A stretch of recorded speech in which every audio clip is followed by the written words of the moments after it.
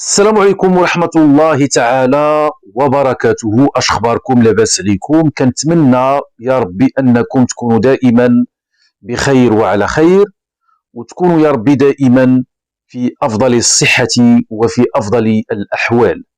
ومرحبا بكم من جديد على قناتكم قصص وحكايات، أو قناة ولد الشعب أونلاين. كنتمنى من المتابعين ديالنا فضلا منكم وليس بأمر ما تبخلوش علينا من اللايكات ديالكم، التفاعل ديالكم. جيم على الفيديو اللي دخل يدير واحد اللايك وجزاكم الله خيرا.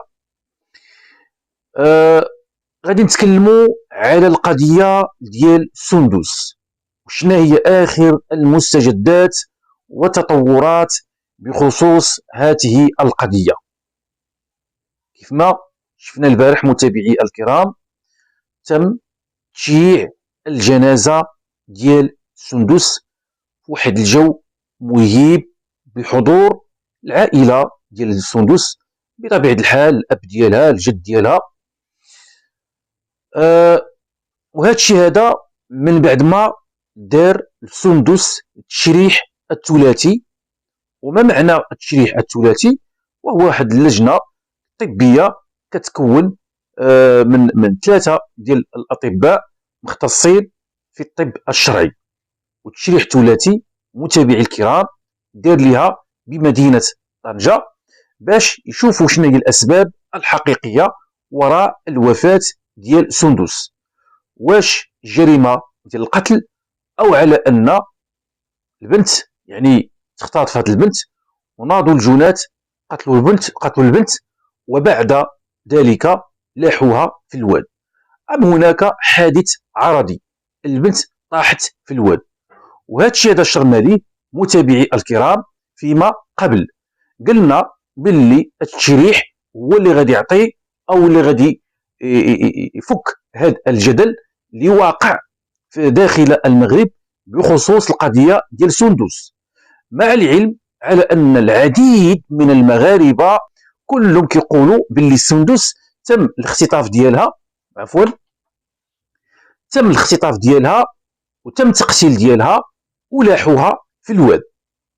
وشفنا متابعي الكرام نهار اللي تم فيه العثور على سندس اللي هو يوم الأربعاء، شفنا الصفحات ديال الفيسبوك، شفنا الناس في التعليقات ديالهم كيقولوا باللي هذاك اللي لقى سندس هو اللي غادي يكون قتلها، هو اللي غادي يكون دارها في مكة وحطها في الواد.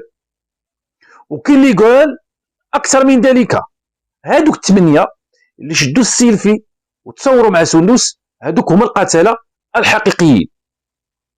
وشفنا هذا الشيء هذا من قبل، من نهار كان تم العثور على البوط ديال سندس، قالوا هذاك اللي لقى البوط هذاك راه هو اللي لاح البوط تما باش يدير التمويه في التحقيق، ويقولوا باللي سندس راه هي طايحه في الواد، سندس راه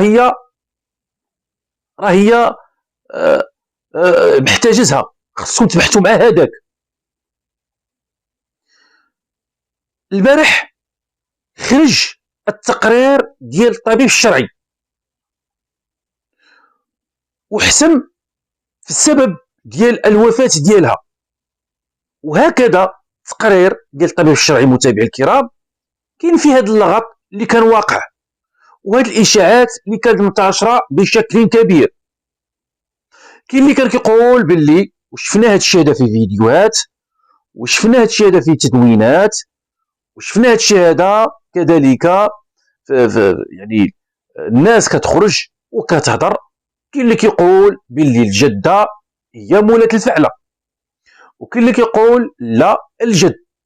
المهم العائله ما خلوش ليهم، سكروا عليهم الناس، لا حق داروا لا حق فعله، لا حق التناقض في الاقوال ديالها، لا حق الجده ما كتقدرش تشوف تزعينيها في الكاميرا، لا غير كتشوف في الجد وكتغمزو وتقول لي مره كطلع عليه باش يغير الحقائق. وشفنا كذلك الاكثر من ذلك، كاين اللي كيقول باللي البنت كاينه في تطوان، كاينه البنت في تطوان. وكاينه عند واحد المتسوله، وكاين اللي كيقول باللي البنت داها الفقيه ديال المسجد باش يخرج بها الكنوزه، في حين البنت راه هي زهريه. المهم متابعي الكرام، كثرات الهضره بزاف، كثرات الهضره. البارح متابعي الكرام خرج التقرير ديال الطبيب الشرعي. التقرير ديال الطبيب الشرعي اش كيقول؟ كشفت نتائج التشريح الطبي الذي خضعت له جثة الطفلة سندس التي اختفت في ظروف غامضة قبل أن يتم العثور عليها بعد حوالي أسبوعين من البحث عن معطيات أولية بخصوص أسباب الوفاة. ووفق ما أفادت به مصادر محلية، فقد أشرفت لجنة طبية مكونة من 3 أطباء مختصين في الطب الشرعي بمدينة طنجة على عملية التشريح، وذلك بأمر من النيابة العامة المختصة بهدف تحديد الأسباب الحقيقية للوفاة ورفع الغموض الذي رافق اختفاء الطفلة.